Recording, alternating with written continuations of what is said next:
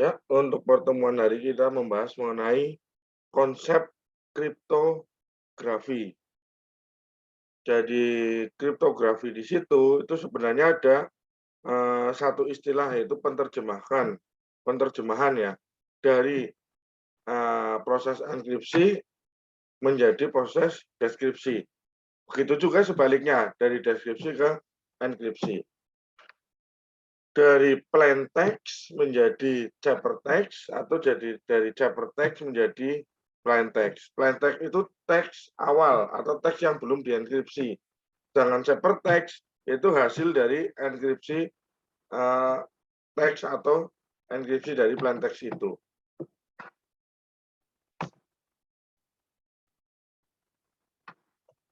Itu prosesnya. Sedangkan secara keilmuan, kriptografi itu ditujukan untuk mempelajari dan melakukan eksplorasi seputar keamanan pengiriman sebuah pesan atau sebuah informasi atau mengirimkan sebuah data. Sedangkan praktisi yang menggunakannya sering disebut dengan kriptografer. Jadi kriptografi itu ilmu yang mempelajari atau melakukan eksplorasi seputar keamanan dalam pengiriman sebuah pesan atau informasi. Sedangkan praktisi kriptografer itu orang yang melakukan atau praktisinya yang sering menggunakan kriptografi.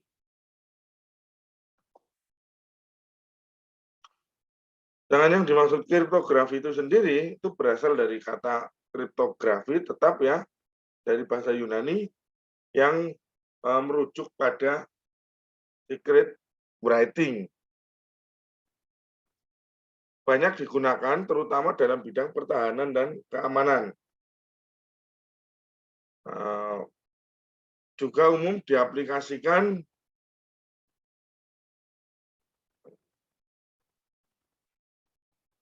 untuk segala aktivitas yang berhubungan dengan teknologi informasi. Dasar pengembangannya itu menggunakan model matematika. Jadi di sini nanti kita juga belajar matematikanya ya, logika matematikanya juga di situ. Dan teknik-tekniknya itu ada banyak nanti teknik kriptografi.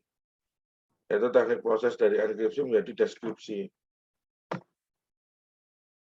Hubungan antara kriptanalis dan kriptologi.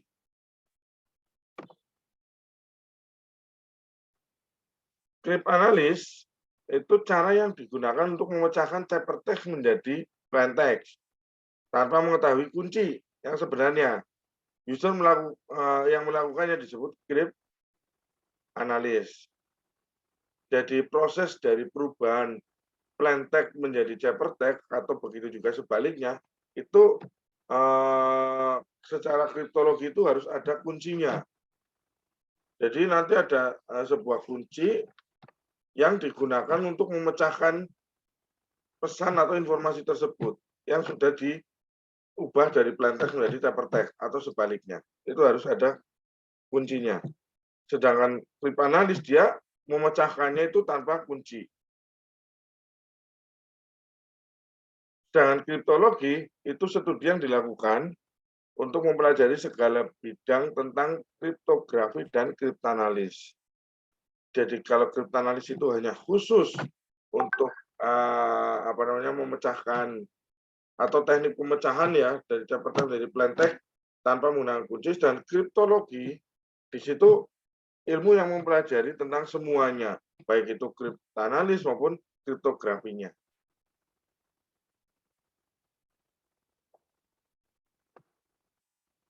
Sejarah penggunaan kriptografi.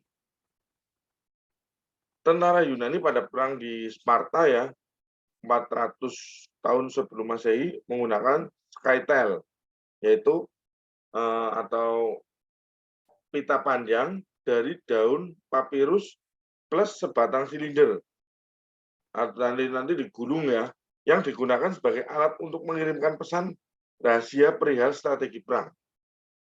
Jadi antar divisi perang itu pengiriman pesannya itu sudah menggunakan kriptografi di sini. Hanya saja tekniknya teknik sederhana, yaitu menggunakan daun papirus plus sebatang silinder. Nah, skema skytile yang digunakan pada perang tersebut itu seperti ini bentuk gulungannya. Kalau orang yang tidak tahu, walaupun ini sebenarnya kalau kriptanalis itu bisa nanti memecahkan hal semacam ini. Jadi plain text itu ditulis secara horizontal, yakni baris per baris. Nah ini, jika pita dilepas, maka huruf-huruf pada pita telah tersusun membentuk pesan rahasia atau ciphertext. Agar penerima bisa membaca pesan tersebut, maka pita dililitkan kembali menggunakan silinder yang diameternya sama dengan diameter silinder si pengirim. Jadi di sini ada silinder di tengahnya itu, kemudian pitanya ini nanti dililitkan di silinder tersebut. Nah, nanti setelah disusun seperti ini, baru bisa dibaca menjadi plain text lagi. Kalau di sini tulisannya itu jam 3 siaga menyerang. Oke. Nah, ini berarti pesannya itu untuk siaga penyerangannya itu jam 3. Jadi zaman dahulu sebelum Masehi itu sudah menggunakan teknik kriptografi, walaupun hanya sebatas skytile seperti ini. Nah, di zaman sekarang sudah dikembangkan lagi teknik-teknik kriptografinya.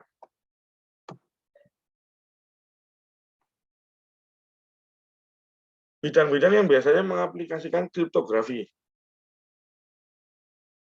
Proses pengiriman data melalui kanal komunikasi, baik itu kanal suara maupun kanal data. Pokoknya segala sesuatu yang digunakan untuk mengirimkan data atau informasi melalui jalur komunikasi itu bisa menggunakan atau bisa mengaplikasikan teknik kriptografi di dalamnya. Kemudian mekanisme penyimpanan data ke dalam disk storage. Di situ juga menggunakan teknik kriptografi. Mekanisme penyimpanan data ke dalam disk storage atau disk penyimpanan.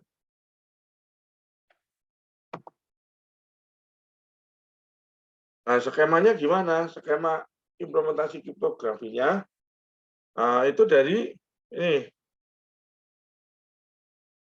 plain text di transmitter atau dikirim. Nah, dan nanti dienkripsi menjadi ciphertext. Kemudian disimpan dalam database atau basis data. Yang nantinya dari basis data ini nanti diterjemahkan oleh si penerima. Penerima nanti menerjemahkan atau mendeskripsikan proses dari plain text ini yang sudah diubah menjadi ciphertext. Nanti dideskripsikan di dalam database ini. Database ini yang deskripsikan oleh si penerima. Karena dia kan udah masuk database nanti pesannya baru nanti diterjemahkan menjadi plain text lagi oleh si penerima supaya bisa dibaca untuk informasinya. Itu skemanya.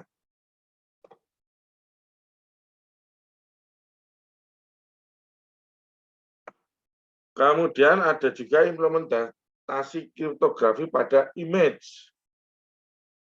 Jadi di sini plain text itu kan bukan berarti yaitu semata-mata teks ya, tapi bisa berupa gambar, bisa berupa suara, dan lain-lain.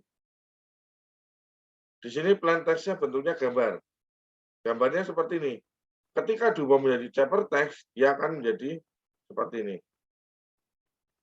Contohnya seperti itu ya. Nah, penerima kan dia menerima bentuknya ciphertext. Jadi di situ penerima harus bisa mendeskripsikan ciphertext ini supaya berubah menjadi plain text lagi, sehingga dia bisa melihat gambar apa sih ini seperti itu. Dan harusnya di sini ada kata kuncinya dari plain text menjadi ciphertext. Itu contohnya seperti ini untuk implementasi kriptografi pada image. simple scan kriptografi atau skema sederhana dari kriptografi. Dari proses perubahan plain text menjadi ciphertext itu kan ada algoritma-algoritmanya di dalamnya. Jadi nanti kita juga belajar mengenai algoritma-algoritma yang digunakan dalam kriptografi. Nah, ini proses sederhananya itu seperti ini. Plain text itu menggunakan algoritma ya, diubah menjadi ciphertext, di situ harus ada kuncinya untuk mengubahnya menjadi ciphertext. Begitu juga nanti ciphertext. Ketika si penerima itu mau menerjemahkan jadi ciphertext ke plain text, dia juga harus menggunakan kunci yang sudah diberikan secara rahasia oleh plain text, oleh si penerima, pengirim. Ini pengirim, di sini penerima. Itu seperti itu. Jadi keduanya sudah mempunyai kunci untuk menerjemahkan masing-masing dari enkripsi ke deskripsi maupun deskripsi ke enkripsi. Dari plain text menjadi ciphertext maupun dari ciphertext menjadi plain text lagi. Itu harus ada kuncinya di situ. Itu skema sederhana dari kriptografi. Misalkan plain text-nya X. Algoritmanya X dengan bilangan tambahkan X dengan bilangan 13. Key-nya atau kuncinya itu Fx. Nanti hasil dari ciphertext-nya itu X plus 13. Ini. Plain text-nya itu X. Dari sini X. Kemudian kata kuncinya itu Fx.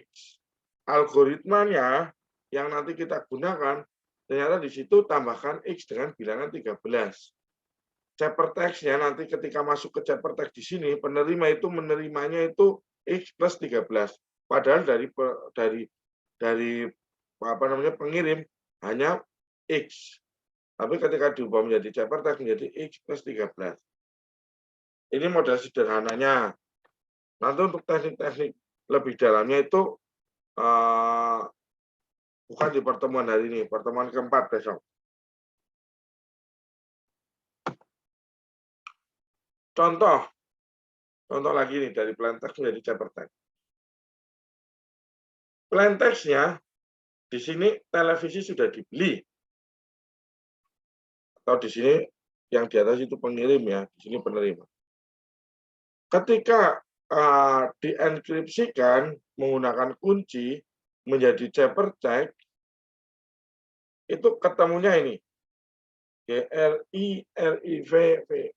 Artinya di sini kan tidak bisa dibaca ya, kalau tidak dideskripsikan dulu menjadi teks ini atau plain text ini supaya bisa dibaca.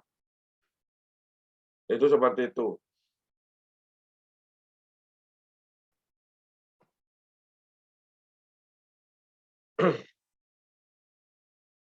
Jika disimbolkan P itu plain text dan C itu ciphertext, maka fungsi pemetaannya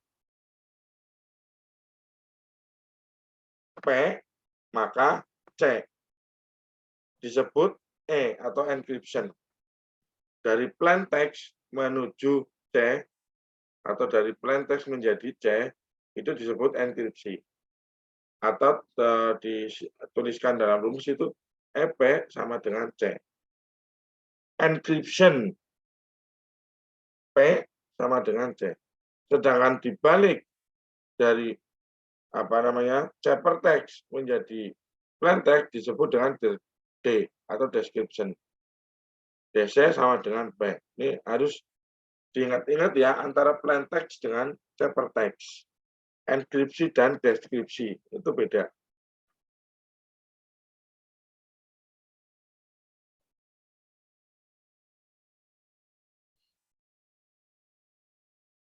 Skema proses enkripsi dan deskripsi dengan K. Contohnya ini kayak plain text, enkripsi, kemudian K menjadi ciphertext, kemudian kalau dari ciphertext juga nanti prosesnya dideskripsikan K ini menjadi plain text supaya ciphertext bisa baca. Itu contohnya. Kemudian pada key atau K atau kata kuncinya, apabila kunci K enkripsi sama dengan kunci deskripsi, maka sistem kriptografinya disebut sistem simetris. Jadi K di sini kalau sama dengan ini, maka disebut simetris atau sistem konvensional. Dan algoritma kriptografinya disebut dengan algoritma simetri atau algoritma konvensional. Contoh algoritmanya itu algoritma DES atau Data Encryption Standard. Itu jika kuncinya itu sama antara kunci enkripsi dengan kunci deskripsinya. Itu algoritmanya algoritma konvensional. Pada kriptografi simetris, nah yang barusan ini ya, atau konvensional, K atau kunci yang sama digunakan untuk proses enkripsi dan proses deskripsi pesan. Nah ini pengirim menerima plain text, dienkripsikan menjadi ciphertext, dari ciphertext deskripsikan lagi menjadi plain text, atau dideskripsikan lagi menjadi plain text. Ini kuncinya itu sama, proses enkripsinya, baik enkripsi maupun deskripsi. Itu sama kuncinya untuk sama-sama menerjemahkan. Berarti ada satu kunci untuk membuka pesan tersebut dan menerjemahkan pesan tersebut. Kelebihan dari algoritma simetris di sini itu kecepatan operasi lebih tinggi bila dibandingkan dengan algoritma asimetris. Karena kecepatan operasinya cukup tinggi, maka dapat digunakan pada sistem yang real time.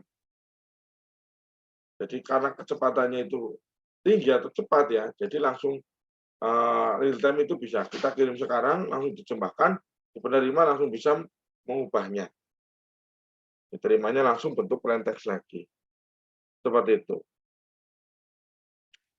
Nah, untuk kelemahannya, untuk tiap pengiriman pesan dengan user yang berbeda dibutuhkan kunci yang berbeda juga, sehingga akan terjadi kesulitan dalam manajemen kunci tersebut. Nah, di sini kan satu kunci itu untuk satu user. Tapi ketika ada user yang berbeda, harus membuat kunci lagi. Dan di situ nanti ketika ada banyak user, makanya di situ kuncinya akan semakin numpuk di situ banyak sekali. Yang nantinya akan membingungkan sendiri. Seperti itu. Kecuali kita hafal itulah. Bisa. Permasalahan dalam pengiriman kunci itu sendiri yang disebut dengan key distribution problem atau problem masalah pengiriman kuncinya. Karena kalau misal ada banyak user itu nanti bingung nanti kunci mana. Bisa tertukar nanti akhirnya teksnya tidak bisa diterjemahkan. Dari plain text menjadi ciphertext-nya rancu nanti. Itu kalau banyak user ya, kalau hanya 1-2 user itu masih bisa.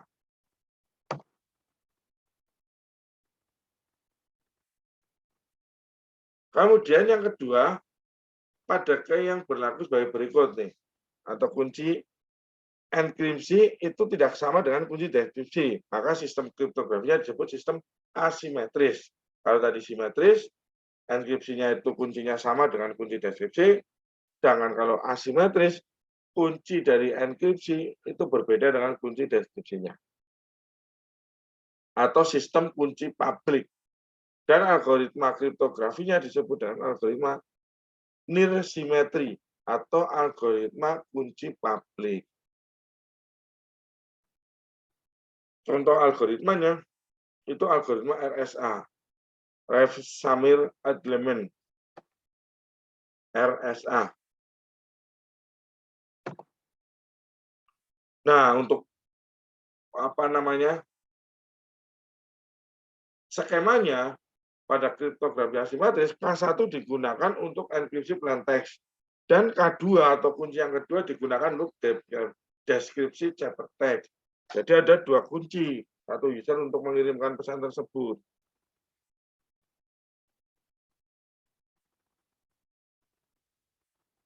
Nah, di sini misal malah ada pengirim banyak nih. Ini ada pengirim pesan dienkripsikan. dengan kunci yang pertama. Dengan ciphertext-nya untuk mendeskripsikan plain text tersebut, ciphertext tersebut itu menggunakan kunci yang kedua. Artinya di situ kuncinya berbeda. Kelebihannya tingkat keamanan ya di sini ya lebih baik dalam distribusi kuncinya. Kemudian masalah manajemen kunci yang lebih baik karena jumlah kuncinya yang lebih sedikit. Jadi kunci enkripsi digunakan oleh banyak pengirim bisa, asalkan kunci definisinya beda. Kalau di simetris kan tadi masing-masing user itu kuncinya sendiri-sendiri. Di user di penerima, deskripsinya juga kuncinya sendiri-sendiri. Akhirnya di situ jumlah kuncinya itu banyak sekali. Sedangkan di sini untuk pengirim itu menggunakan satu kunci. Sedangkan untuk penerima juga menggunakan satu kunci. Itu disebut dengan algoritma asimetris di situ. Dan untuk kelemahannya, untuk algoritma asimetris di situ, itu kecepatan yang lebih rendah bisa dibandingkan dengan algoritma simetris. Karena satu kunci digunakan oleh banyak pengirim misal, dan banyak penerimanya juga. Di situ timbul antrian. Untuk tingkat keamanan sama, kunci yang digunakan lebih panjang dibandingkan dengan algoritma simetris.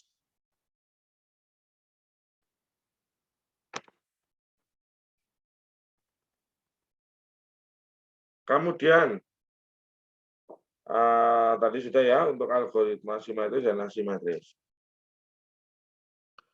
Klasifikasi algoritma kriptografi berdasarkan panjang data digunakan dalam sekali proses.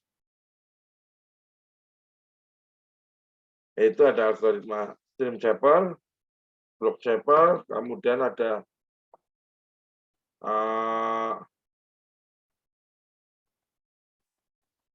dua itu ya, algoritma stream cipher dan block cipher. Stream cipher, informasi atau data yang hendak dikirim dioperasikan dalam bentuk blok-blok yang lebih kecil atau byte atau bit. Biasanya satu karakter persatuan waktu proses menggunakan transformasi enkripsi yang berubah setiap waktu. Contohnya Blowfish, ada Dash, Data Encryption System tadi, Ghost, IDEA, RC5, Saver, Square, Blowfish, RC6, Loki 97. Itu contoh algoritmanya. Dengan algoritma block cipher, itu informasi atau data yang hendak dikirim dalam bentuk blok-blok besar, misal 64 bit, di mana blok-blok ini dioperasikan dengan fungsi enkripsi yang sama dan akan menghasilkan informasi rahasia dalam blok-blok yang berukuran sama juga. Contoh, RC4, SEAL, A5, Oryx. Ini sama ya tadi ya. Kemudian setelah itu kita masuk ke crypto system. Ini ada meaning, definition, dan explanation. Crypto system, sebelum ke crypto system, kita ke kriptografiknya dulu, atau cryptography system. Itu sama saja ya sebenarnya ya. Crypto system itu sama saja dengan cryptographic system. Hanya itu pemecahannya saja. Jadi crypto system itu sebenarnya diambil dari kata cryptographic system. Untuk lebih singkat yang menjadi crypto system. Yaitu suatu fasilitas untuk mengkonversikan plain text ke ciphertext atau sebaliknya.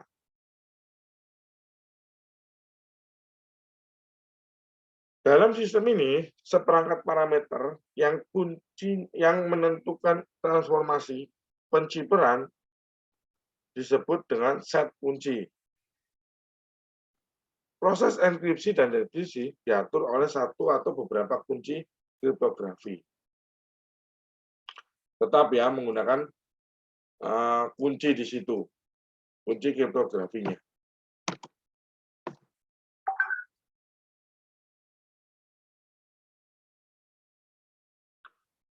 Kriptografi dapat memenuhi kebutuhan umum suatu transaksi.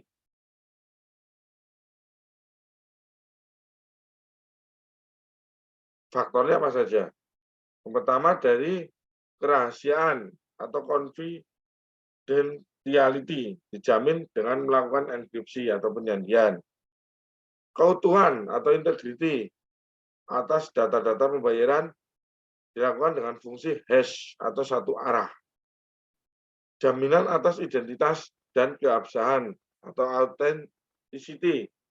Pihak-pihak yang melakukan transaksi dilakukan dengan menggunakan password atau sertifikat digital. Dengan keautentikan data transaksi dapat dilakukan dengan tanda tangan digital. Ini kemarin sudah kita bahas ya di pertemuan kedua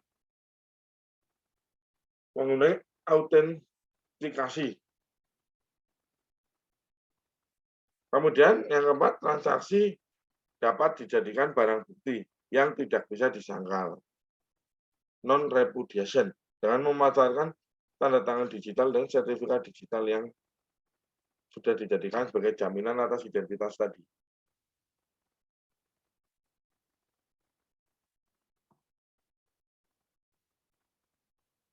Itu sedangkan karakter kriptosistem yang baik itu ada 4 juga ya. Pertama ada keamanan sistem terletak pada kerahasiaan kunci dan bukan pada kerahasiaan algoritma yang digunakan. Jadi algoritma itu banyak ya yang digunakan nanti ya. Itu bebas. Tapi yang paling penting itu keamanannya itu di kunci tersebut. Kriptosistem yang baik memiliki ruang kunci atau key space yang besar. Sedangkan kriptosistem yang baik akan menghasilkan ciphertext yang terlihat acak dalam seluruh tes statistik yang dilakukan terhadapnya. Misalnya kalau ada yang berniat untuk mengambil atau menerjemahkan tanpa izin, di situ melakukan tes statistik dengan berbagai metode. Kalau hasilnya tetap ngacak, tidak menjadi plain text, berarti di situ kriptosistemnya itu sudah baik. Kriptosistem yang baik mampu menahan seluruh serangan yang telah dikenal sebelumnya. Nah, ini.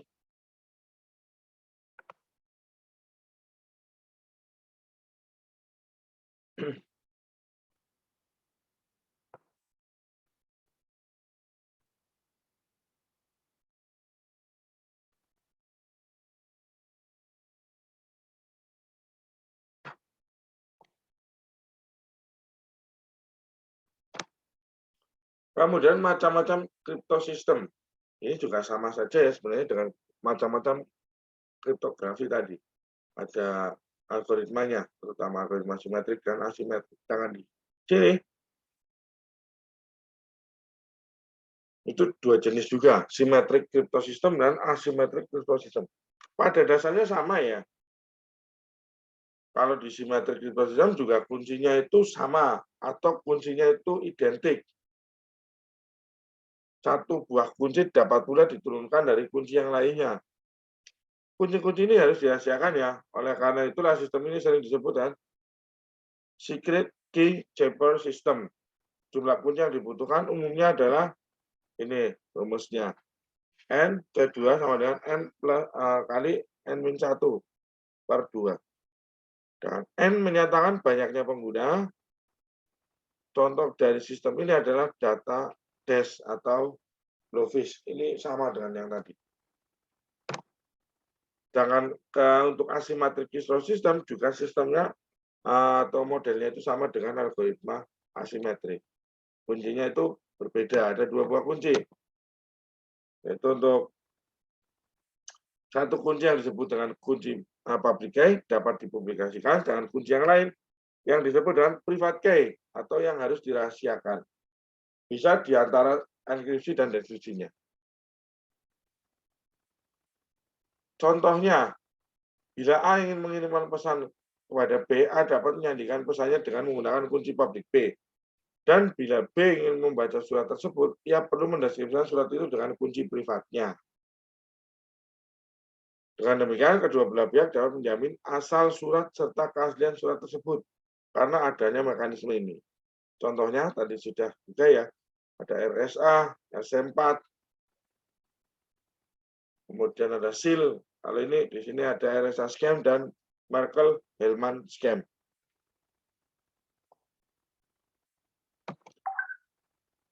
Kemudian protokol kriptosistem.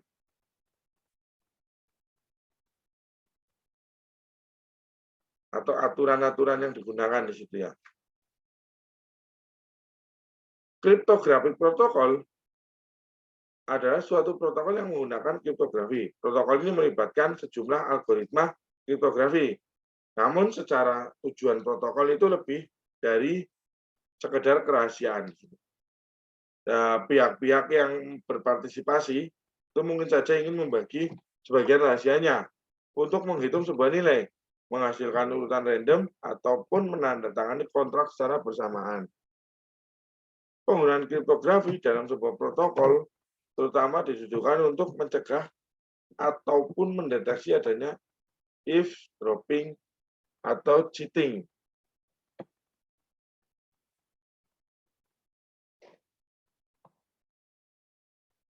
Ini maksudnya itu tadi ya, dia mengambil ciphertext untuk diterjemahkan tanpa izin. Itu termasuk dalam kejahatan juga. Jenis-jenis penyerangan pada protokol. Yang pertama ada ciphertext only attacks.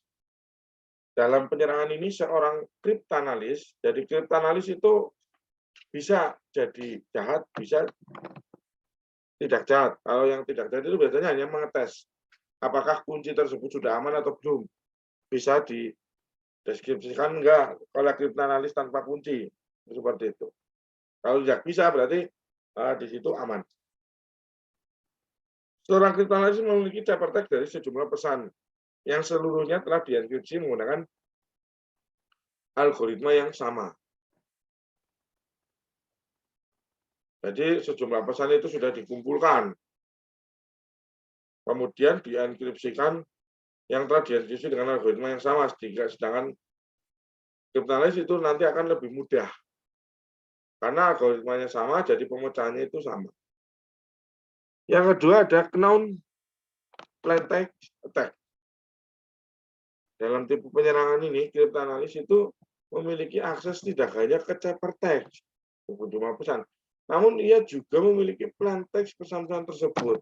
Waduh, ini lebih ngeri lagi berarti. Di situ dia sudah tahu plaintextnya apa, tinggal mencocokkan. Yang ketiga, chosen plaintext attack. Pada penyerangan ini, kriptanalis itu tidak hanya memiliki akses atas ciphertext dan plaintext untuk beberapa pesan, tapi juga ia dapat memilih plaintext yang dienkripsi. Dia bisa sejumlah secara random bisa mengambil plaintext yang ia inginkan untuk dienkripsi.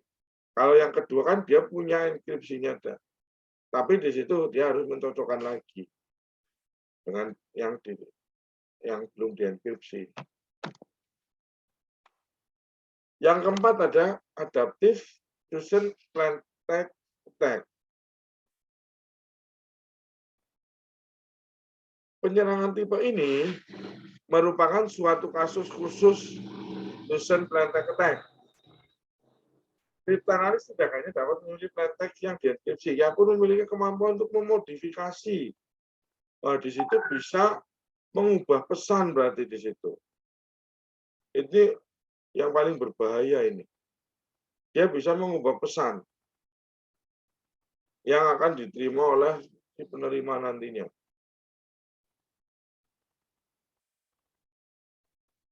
Dalam chosen plaintext attack, kriptanalis mungkin hanya dapat memiliki plaintext dalam suatu blok besar untuk dienkripsi. Sedangkan di dalam adaptive chosen plaintext attack, ia dapat memilih blok plaintext yang lebih kecil dan kemudian memilih yang lain berdasarkan hasil yang pertama. Proses ini dapat dilakukannya terus-menerus sehingga ia dapat memperoleh seluruh informasi dan bisa mengubah informasi tersebut. Itu membahayakan sekali itu.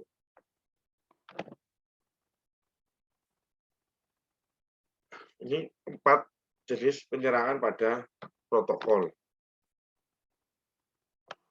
Dan yang kelima, itu ada lagi nih ya, 5 itu chosen Chapter Attack.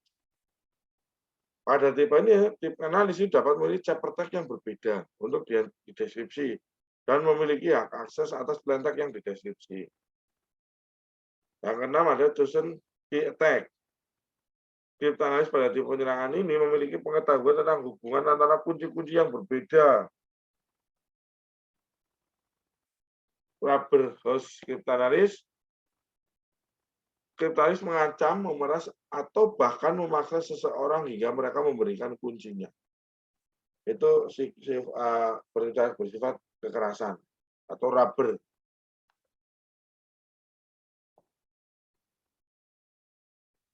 Ini pada protokol.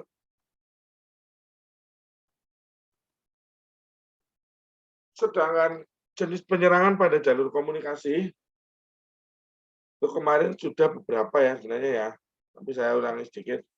Ada sniping, itu ada simulasi ya. Jadi di situ sniping itu dia secara harfiah itu mengendus. Tentunya dalam hal ini yang diendus itu adalah sebuah pesan. Baik yang belum ataupun yang sudah dienkripsi. Dia berada di dalamnya ini. Penyadap di sini. Di sini sedang ada pengirim dan penerima. Kemudian di jalur komunikasinya di situ ada sniping. Dia sedang merekam pembicaraan kedua belah pihak. Ini sniping.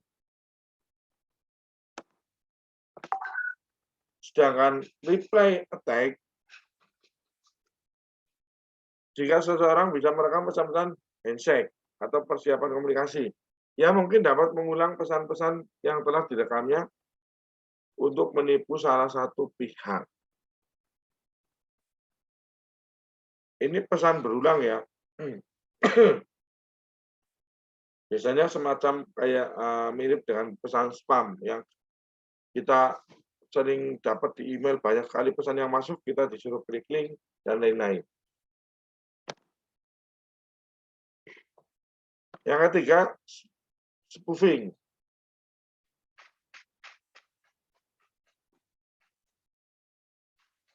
Penyerang, misalnya Maman, bisa menyamar menjadi Anto. Semua orang dibuat percaya bahwa Maman adalah Anto. Penyerang berusaha meyakinkan pihak-pihak lain bahwa tak ada salah dengan komunikasi yang dilakukan.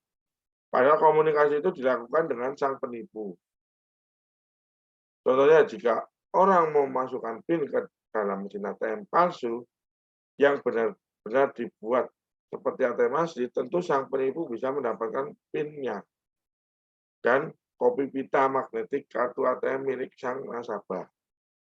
Pihak bank tidak tahu bahwa telah terjadi kejahatan. Itu spoofing.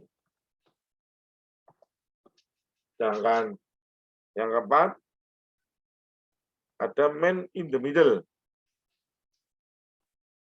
Jika spoofing itu terkadang hanya menipu satu pihak, maka dalam skenario ini, saat Anto hendak berkomunikasi dengan Badu, Maman di mata Anto seolah-olah Badu. Dan Maman dapat pula menipu Badu, sehingga Maman seolah-olah adalah Anto. Maman dapat berkuasa penuh atas jalur komunikasi ini dan bisa membuat berita fitnah. Ini. Dia bisa mengubah isi pesan. User itu mengira kalau di sini ada penerima dan pengirim dan penerima. Pengirim di sini itu menganggap orang ini sebagai penerima. Sedangkan penerima yang di sini menganggap orang ini sebagai pengirim. Padahal dia tidak tahu bahwa ini adalah orang yang berbeda. Makanya di sini ketika dia mengirimkan pesan ke penerima, di sini itu bisa diubah oleh man in the middle ini. Diubah isi pesannya kemudian menjadi berita yang fitnah atau berita yang tidak sesuai dengan pengirimnya. Itu man in the middle.